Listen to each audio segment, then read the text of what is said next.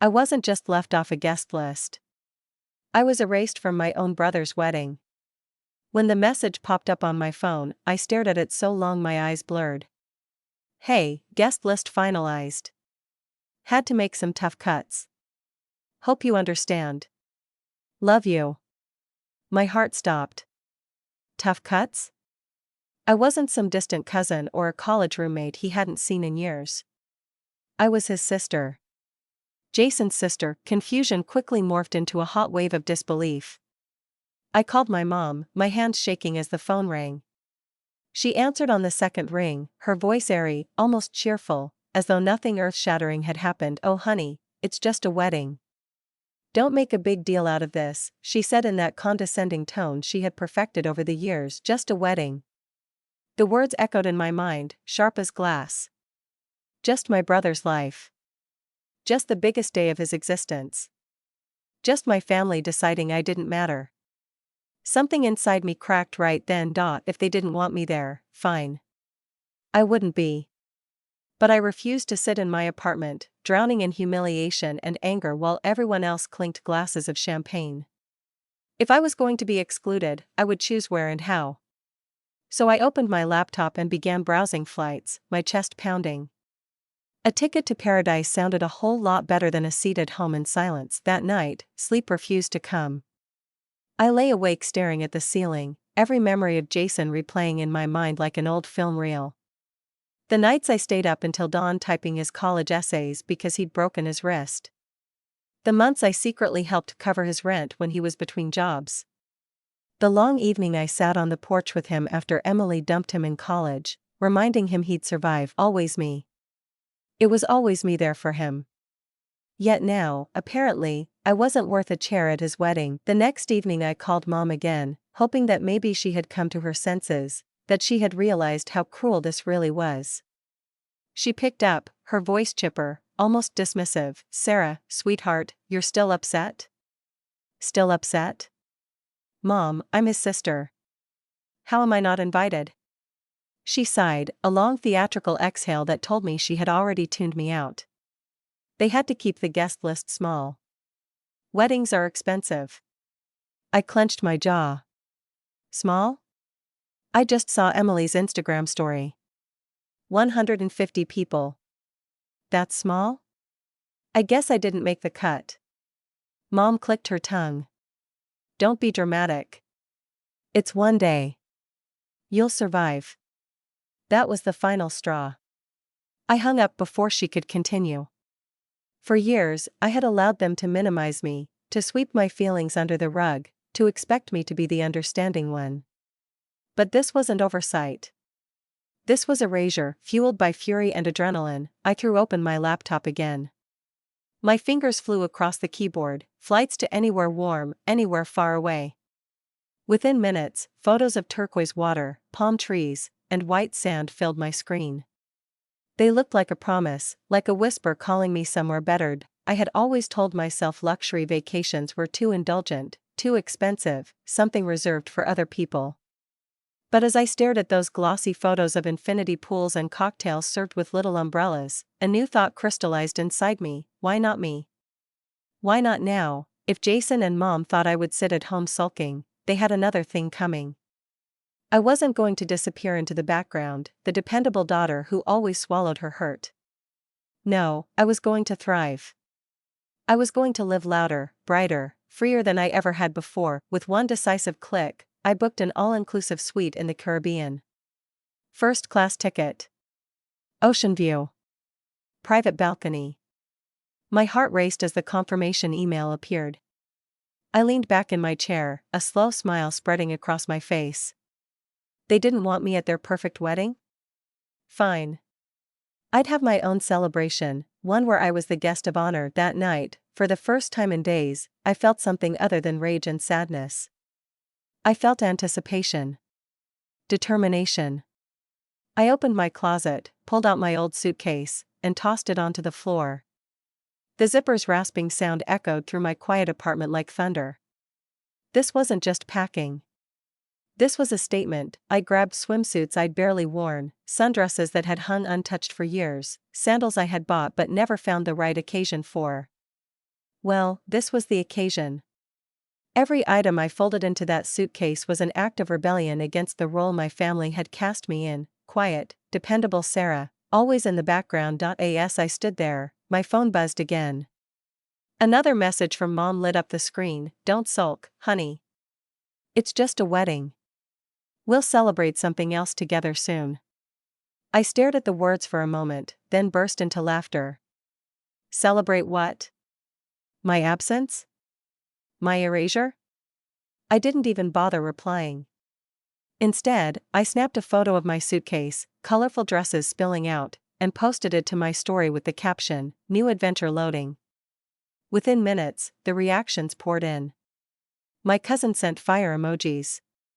A college friend messaged, "Where are you going?" Even a coworker chimed in, "Yes, treat yourself." But the most satisfying notification of all appeared half an hour later. Jason had viewed my story. No message. No call. Just seen. And that tiny acknowledgement felt like victory. The next morning, I woke up with something burning in my chest. For once, it wasn't dread or shame, it was determination. I yanked my old suitcase from the closet and dropped it on the floor with a heavy thud. The sound reverberated in the silence of my apartment like a battle cry. Packing had never felt so symbolic. This wasn't about clothes. This was about reclaiming my voice. I tossed in swimsuits that had barely seen sunlight, sundresses that had hung at the back of my closet for years, sandals I had bought on a whim but never had the courage to wear. Each item was more than fabric. Each item was rebellion. As I folded a bright coral dress, my phone buzzed. Another text from Mom: "Don't sulk, honey. It's just a wedding. We'll celebrate something else together soon." Celebrate what? My erasure? My absence? I laughed, a sharp sound that startled even me. Instead of answering, I snapped a photo of my half-packed suitcase, colorful fabric spilling out like a rainbow, and posted it to my story with the caption, "New adventure loading." The reactions came fast. Taylor sent me a string of fire emojis. My college friend Rachel messaged, "Where are you going?" Even my coworker added, "Yes. Treat yourself." But the most satisfying ping came a half hour later. Jason had viewed it. No message. No apology. Just seen. That tiny word felt like a spark of victory. By noon, I was scrolling through resort photos again, double-checking the details. Infinity pool? Check. Spa treatments included? Absolutely. Private balcony overlooking turquoise waves? Yes, please. For the first time in years, I wasn't thinking about what I should do for other people. I was thinking about what I wanted. That evening, I dragged my suitcase into the living room and perched on top of it with a glass of wine in hand. I pictured my family buzzing around, finalizing flower arrangements and seating charts, probably not even noticing my absence yet. But soon they would, because this wasn't just a vacation. This was a rewrite. A declaration. I raised my glass in the quiet room and whispered, "Sarah, you're done being the afterthought." The clink of crystal against my teeth was the first toast I had ever made to myself. 2 days later, I rolled my suitcase through the airport, my pulse hammering with equal parts nerves and excitement. I'd flown before, sure, but never like this. First class. Just the thought of turning left at the end of the jet bridge made my lips twitch into a grin. The seat was wide, upholstered in soft leather, with more legroom than I knew what to do with. A flight attendant greeted me warmly, offering a glass of champagne before I'd even buckled my belt. I held it up to the cabin lights, the bubbles fizzing against my lips, and whispered, "To me." Halfway through the flight, I snapped a photo, legs stretched out, glass in hand, clouds below me. The caption read, "Guess I didn't make the wedding guest list, but I think I'll survive." The responses came almost instantly. Taylor sent a row of laughing emojis. Aunt Karen replied, "Good for you, girl." Even a friend I hadn't spoken to in years chimed in, living the dream. Then came the one I had been waiting for. A text from Mom. "Sarah, where are you? Are you seriously skipping your brother's wedding over this? Don't be petty." Petty. The word nearly made me spit out my champagne. Petty was spending years cleaning up after Jason's mistakes only to be cut from his guest list. Petty was pretending guest list cuts mattered more than family.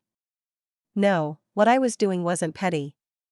It was powerful. I didn't reply. Instead, I took another picture, this time of the sunset bleeding pink across the horizon, my glass raised against the window. Caption: Perspective.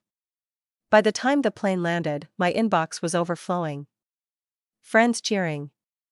Relatives scandalized but secretly impressed. And I knew, without even checking, that Jason had seen it too. As I stepped off the plane, the humid Caribbean air wrapped around me like an embrace I had been waiting for my whole life. Outside, a driver held a sign with my name, ready to whisk me away in a black SUV stocked with chilled towels and bottled water. For once, I wasn't the backup plan. I wasn't the fixer. I wasn't the forgotten sister. Here, I was the priority. The resort was everything the photos had promised, and more. Towering palms framed the open-air lobby, marble floors gleamed under the sunlight, and a smiling attendant placed a cool cocktail in my hand before I had even checked in. When I finally opened the door to my suite, I stood breathless. Floor-to-ceiling windows stretched toward a balcony that seemed to spill directly into the turquoise sea. The sound of waves rolled into the room, warm and inviting. I dropped my bags, flung open the balcony doors, and let the salt breeze rush in. "This," I whispered, "is paradise." That night, I ordered pancakes and fresh fruit from room service even though it was dinner time, because why not? I lounged in a white robe, coffee in hand, watching the sunset burn gold across the horizon. For once, my phone wasn't buzzing with demands. For once, I wasn't bracing for the next family emergency. For once, I was simply Sarah. And that was enough. The next morning, I settled into a sunbed by the infinity pool, the Caribbean sun warming my skin, a martini sweating in my hand. The water shimmered like glass, reflecting back a life I had only ever dreamed of. I snapped a photo of the sparkling blue expanse and posted it with the caption, "When one door closes, another opens, preferably to a beachside suite with unlimited margaritas." The comments rolled in immediately. Friends teased me about showing off. Cousins filled my DMs with laughing emojis. Taylor, my favorite cousin, wrote, "Take me with you next time." I was still chuckling when my phone buzzed again. This time, it wasn't playful. The screen lit up with names that made me pause: Mom, Jason, Uncle Rob, even Grandma. At first, I ignored it, sipping my drink and stretching my legs, letting them stew. They'd made their choice. I was making mine. But the calls kept stacking up, one after another, until my phone was practically vibrating off the lounge chair. Curiosity finally won. I opened a text from Ryan, my cousin. "Dude, you are not going to believe what just happened." I frowned, my pulse quickening. "What now?" Mom's text came next, "Call me. Emergency." Jason's voice appeared in another, "Sarah, please pick up. I need you." My lips curled into an involuntary smirk. I tapped Ryan's message. "What do you mean?" His reply came within seconds, "He left." I blinked. "Left?" Ryan clarified, "The groom straight up walked out. Jason had a meltdown, fought with Emily, and just walked out of the venue. Total disaster. Everyone's freaking out. Uncle Rob and Dad are screaming about family reputation. Grandma's crying. The bar shut down early. It's chaos." I leaned back against the lounge chair, laughter bubbling up inside me until it spilled out loud enough for the woman on the next lounger to glance over. I didn't care. I couldn't stop laughing. Jason had cut me out of his wedding, convinced I wasn't important enough to be there. And now, when everything collapsed, suddenly I was the one they were all running to. Another text flashed across my screen, this one from Mom, "Sarah, answer your phone right now. This family needs you." For years, those words had been my leash. I would have dropped everything, left work, cancelled plans, raced to fix whatever fire my family had ignited. But not this time. I set my phone face down on the table, lifted my martini toward the sun, and whispered, "To karma." Because while my family spiraled into chaos, I was in paradise. And for the first time in my life, I wasn't scrambling to save them. That evening, back in my suite, the missed calls had doubled. My phone screen looked like a wall of desperation: Mom, Jason, Aunt Lisa, even Emily. I poured myself a glass of wine from the minibar, curled into the balcony chair, and finally pressed play on one voicemail. Mom's voice cracked through the speaker, frantic: "Sarah, I don't know what you think you're doing, but this is not the time for one of your tantrums. Your brother's wedding is falling apart. He needs you. This family needs to stick together right now." I rolled my eyes so hard it nearly hurt. Tantrum. She still couldn't call it what it was, me standing up for myself. The next voicemail was Emily's, her voice blotchy from crying. "Sarah, I know we haven't always been close, but please, please, I need your help. Jason's losing it. Everyone's fighting. You're the only one who can calm him down. I'm begging you." I actually snorted. Emily, who had smiled politely while excluding me from her perfect guest list, was now begging for me like I was some kind of crisis therapist. Another voicemail buzzed in. Ryan's voice, hushed, like he was hiding in a closet: "Hey, just a heads up, Mom and Aunt Lisa are already planning to show up at your apartment when you get back. Also, Grandma keeps saying the wedding was cursed because you weren't there. It's honestly hilarious." I laughed so hard I had to pause the message. The irony was too much. When I wanted to be included, I wasn't essential. Now, suddenly, I was the glue holding them together. I sipped my wine, savoring the taste of freedom, and finally tapped out a reply to Emily's desperate text: "Sorry, I'm a little busy enjoying my overreaction. Hope the wedding was fun." With one swift motion, I blocked her number. And while I was at it, I blocked Mom's too. Just in case, I muted Ryan's texts as well, knowing they'd try to recruit him for guilt-tripping duty. Silence fell over my phone like a velvet curtain, and for the first time in years, it felt blissful. I slipped my phone onto Do Not Disturb, padded barefoot across the cool tile floor, and rang room service for dessert. 10 minutes later, I was on the balcony again, a plate of molten chocolate cake in front of me, another glass of wine in hand. The moonlight shimmered on the waves as I took the first bite, rich and warm. Back home, Emily was probably sobbing into ruined mascara. Jason was sulking, furious that he couldn't control the narrative. Mom was pacing, blaming me for everything, but me? I wasn't in the middle of it. I wasn't their fixer. I raised my fork like a toast and whispered, "To freedom." And oh, it tasted sweet. The next morning, I woke to the sound of waves crashing against the shore and the faint perfume of tropical flowers drifting through the open balcony doors.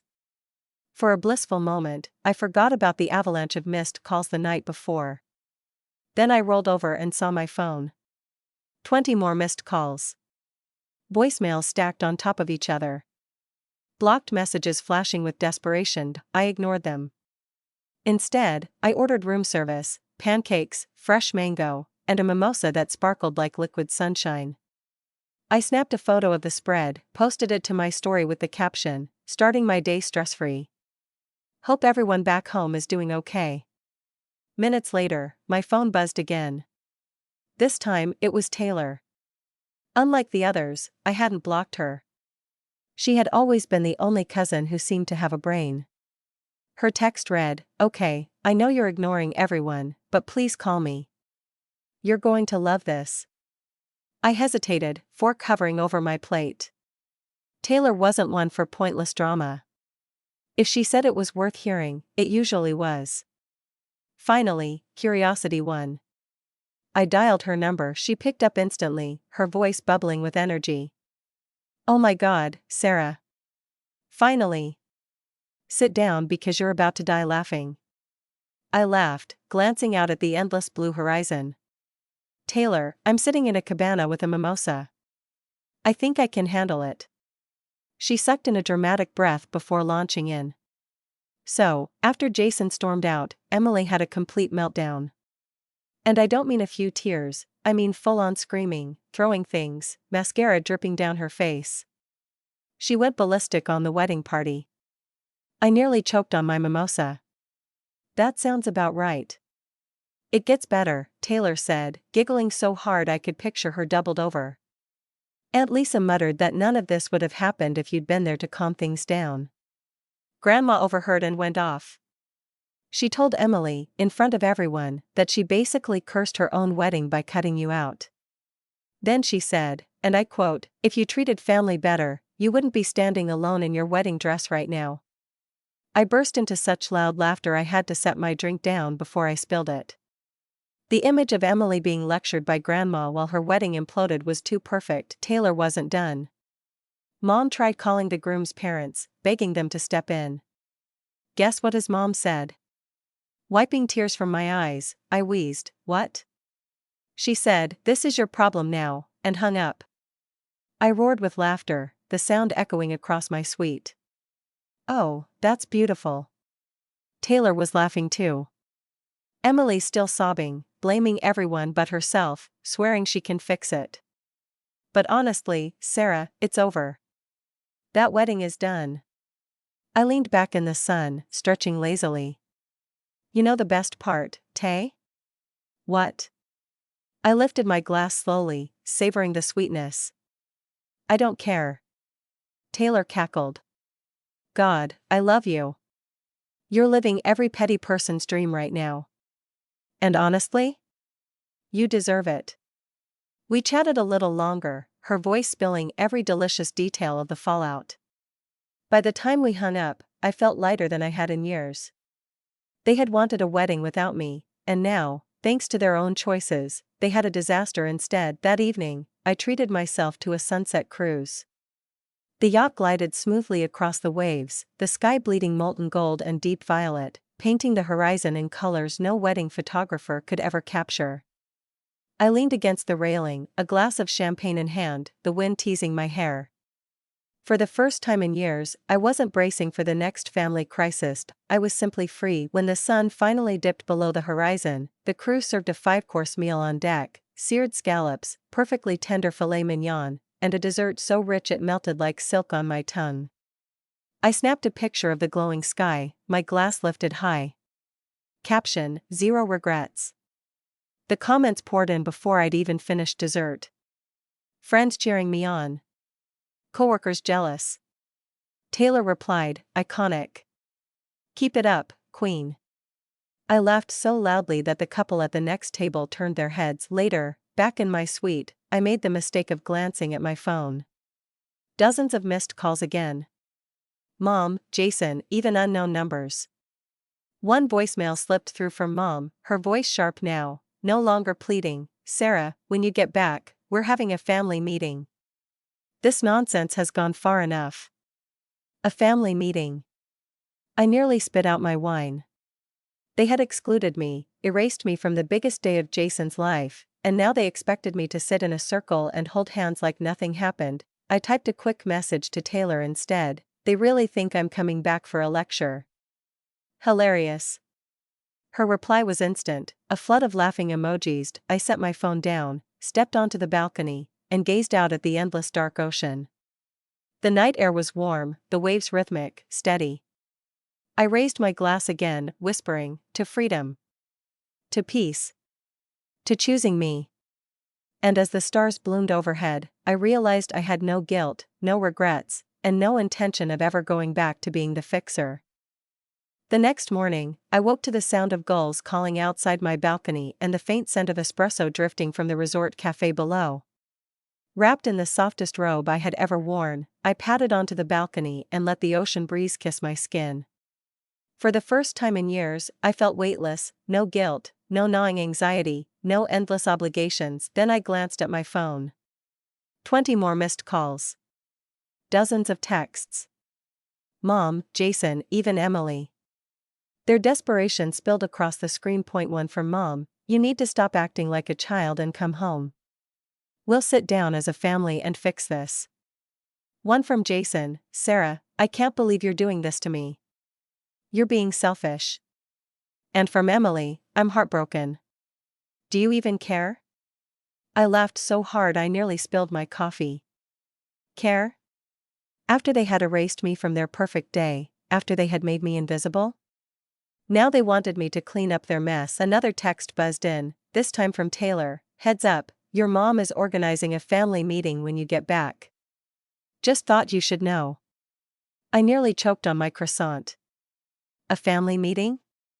As if I would just march back into their arms and let them guilt trip me into pretending none of this ever happened. Not happening. I typed back, thanks for the warning, but I won't be there. Her reply came seconds later, wait, what do you mean? I grinned, pulling out my laptop. I'm extending my trip. I could almost picture her face, shock mixed with delight. Moments later, her reply pinged in, iconic. Tell me everything when you're back, whenever that is, lol. Within minutes, I had extended my reservation for another full week. Another week of silence. Another week of peace. Before heading down to the beach, I decided on one final act. I scrolled through my contacts, opened the group chat with Mom, Jason, and Emily, and typed, oh, so now you want me around. Sorry, I'm too busy enjoying my overreaction. Have fun cleaning up your own messes. Then, with deliberate calm, I blocked them all. Mom. Jason. Emily. One by one, gone. The weight lifted instantly, like chains falling away. Phone down. Drink in hand. Sun warming my skin. For the first time in my life, I wasn't their fixer, their fallback, their safety net. I was my own priority. That afternoon, I lounged under a cabana with a tropical cocktail, the sound of waves lapping at the shore just feet away. The chaos of my family felt like another universe, distant, unreachable. I raised my glass to the sky. To freedom. To peace. To choosing me. The words lingered in the salty air, carried away by the breeze. As the sun dipped low, painting the horizon in shades of fire, I realized something profound. I had no guilt. No regrets. No desire to look back. That evening, I booked a spa appointment, indulging in lavender-scented steam and a massage that left me feeling like silk. Later, I ordered dessert to my sweet, molten chocolate cake again, because why not, and ate it barefoot on the balcony while the moon shimmered across the ocean. Back home, Mom was probably pacing, Jason sulking, Emily sobbing. The voicemails piling up, the family scrambling to assign blame. But here, I was untouchable. When I finally turned my phone back on out of curiosity, the screen lit up like a slot machine. More calls. More please. Jason's latest text read, Sarah, please. We can talk about the guest list later, but right now I need you. Don't abandon me like this. I almost laughed out loud. Don't abandon me? That was rich, coming from the man who had cut me out without blinking. I set the phone aside, stretched my legs, and sipped my champagne. They could plan all the family meetings they wanted.